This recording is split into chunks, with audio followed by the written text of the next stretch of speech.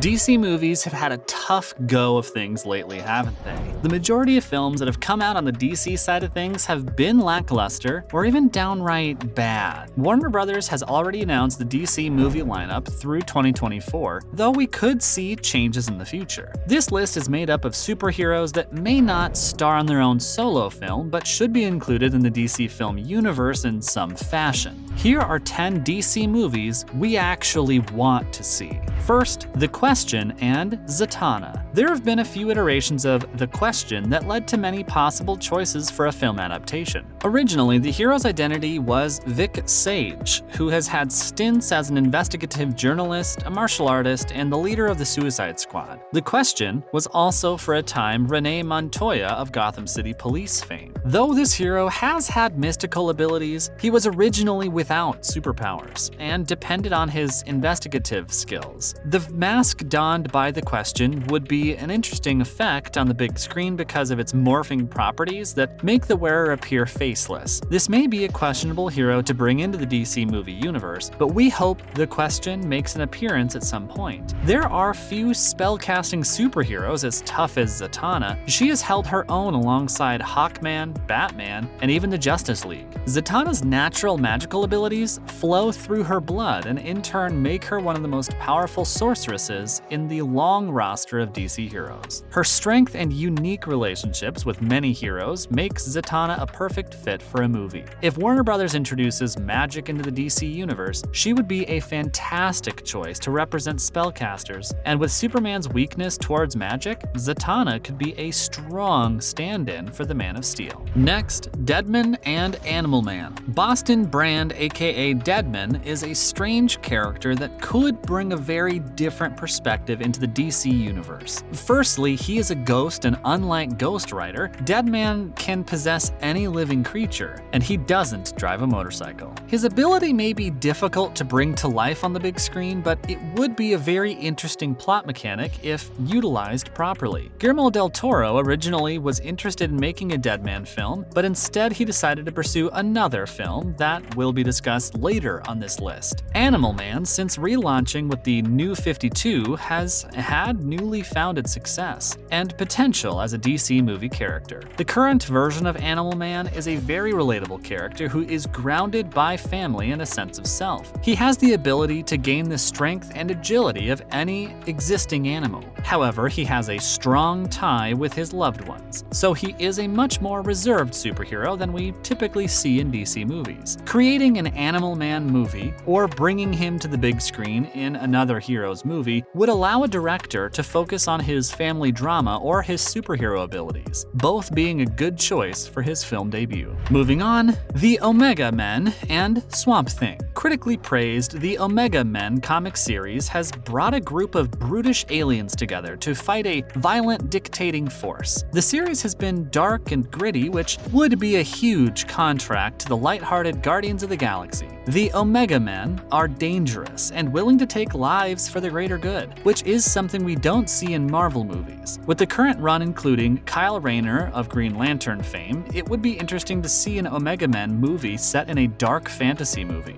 We have seen a lot of adventure movies, but the Omega Men could bring the genre into a different light, making for an intense visual spectacle. It might be tough bringing the Swamp Thing into the current DC film universe, but it isn't impossible. And this is where Guillermo del Toro comes in. He's been in talks with Warner Brothers for a while about making Justice League Dark a movie series. However, there have been quite a few hiccups with production. Originally, del Toro was set to make the movie, but there were scheduling issues with Pacific Rim 2. Now that Pacific Rim 2 is being helmed by Daredevil's head writer, the rumor mill has been churning and Justice League Dark may live on in the near future. The film could include a few characters from this list such as Zatanna, Deadman, and the Swamp Thing, focusing on the supernatural side of the DC universe. Swamp Thing has always been a star of many comics. Being the beloved gentle giant that he is, Swamp Thing's ability to manipulate plant matter could be a wild on-screen effect, and his deep connection with the Earth makes him a must-add to the DC film universe. Next up, Static and Starfire. Virgil Hawkins is the perfect choice to be included in the DC films. He is largely given minor roles in the comics, and he could be considered one of the more underutilized superheroes that DC has. The Static Shock animated TV show that released in 2000 brought him into the mainstream media to then have him basically disappear after the show ended. It's a good time for him to be added to the live-action films because the audience that watched the show then is the same audience that will be watching the new series of films. His abilities to use electricity and magnetism make him a unique addition to the current film roster. He is a strong,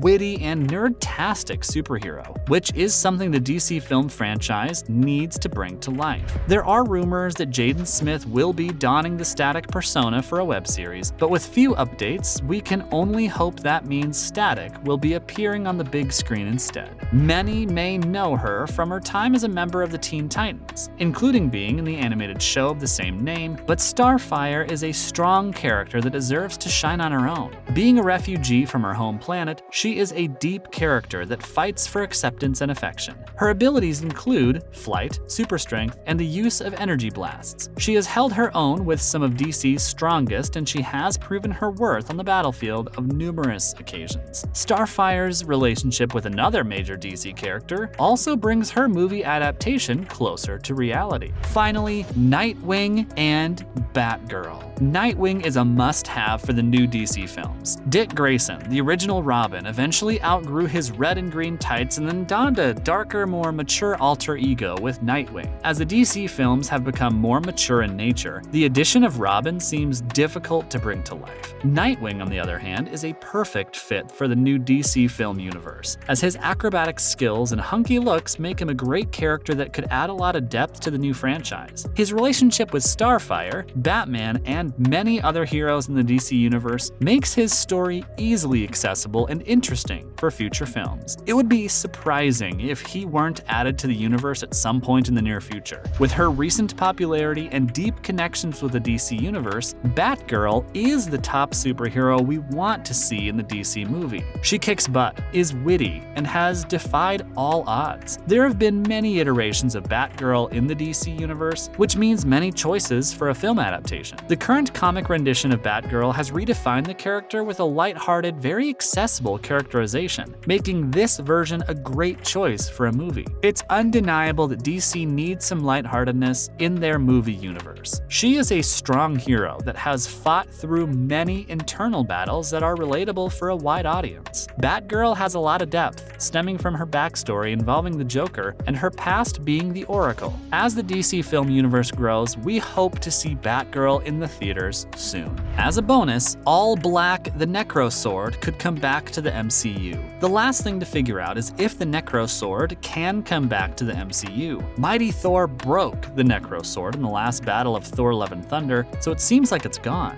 However, that might not be the case. In the comics, All Black the Necro Sword could fix itself and was so strong that it could even survive a black hole. It wouldn't be impossible for it to have survived what seemed to be its death. Even if it was destroyed though, a King in Black storyline in the MCU wouldn't be a problem because Krull could easily use his powers to bring the Necro Sword back, just like he did in the comics. Thor: Love and Thunder is a movie by Taika Waititi. Myths have grown up around the Necro Sword, but if you look outside the MCU, you can learn a lot more about it. By doing this, we can figure out who owned it before Gore the God Butcher and fix the problem with Hela. We can also think about how it might be able to come back to the MCU. This last point is especially important because if the Necro Sword came back, it would be a chance for it to go from being a generic weapon to something with at least some weight and importance in the MCU. Well, that's it for today, guys. Hope you enjoyed the video. Till next time, cheers.